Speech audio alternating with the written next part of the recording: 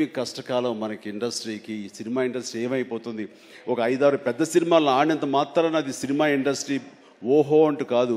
చిన్న సినిమాలు, చితక సినిమాలు, అన్ని సినిమాలు ఇక్కడ ఎంతో ఉత్సాహంగా జరుపుకోవాలి. షూటింగ్లో ఎంతోమందికి ఉపాధి కల్పించాలి, ప్రతి ఒక్కరు కళకళలాడుతూ ఉండాలి.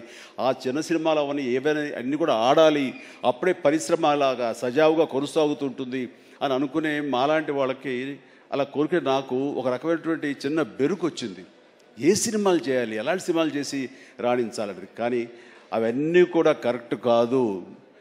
ప్రేక్షకుల్లో ఎప్పుడు తప్పు ఉండదు. ఏదైనా తప్పు ఉండి సినిమాలు ఆడలేదు, రాణించలేదంటే అది ఇదిగో స్టేజ్ మీద మా అందరి తప్పే తప్ప అది ప్రేక్షకుల తప్పు కానే కాదు.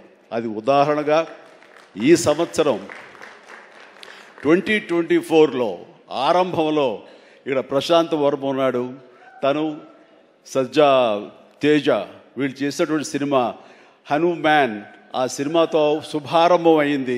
ఆ సినిమాని అనూహ్యంగా లోకల్గా అనుకున్నారు, కానీ ఆంధ్ర తెలుగు సినిమా కాదు, అది ఆల్ ఇండియా సినిమాపై అయిపోయింది. అక్కడి నుంచి ప్రారంభమైనటువంటి ఈ ఆదరణ, చిన్న సినిమాల పట్ల ఆదరణ, చిన్న సినిమాలు అనుకున్నవి, లో బడ్జెట్ అనుకున్నవి తీసిన సినిమాల్ని హై బడ్జెట్ సినిమాల్ని పెద్ద సినిమాలుగా మార్చారు మన తెలుగు ప్రేక్షకులు.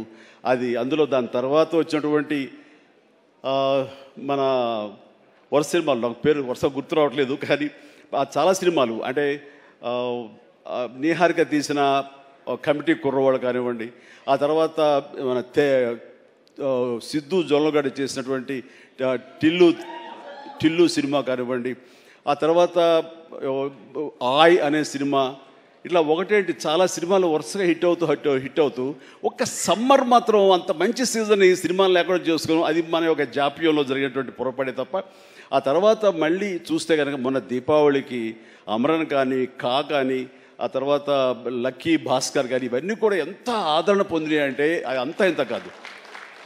వీటి వెనకాల ఎవరు పెద్ద పెద్ద డైరెక్టర్స్ ఎవరు లేరు, పెద్ద పెద్ద యాక్టర్లు ఎవరు లేరు.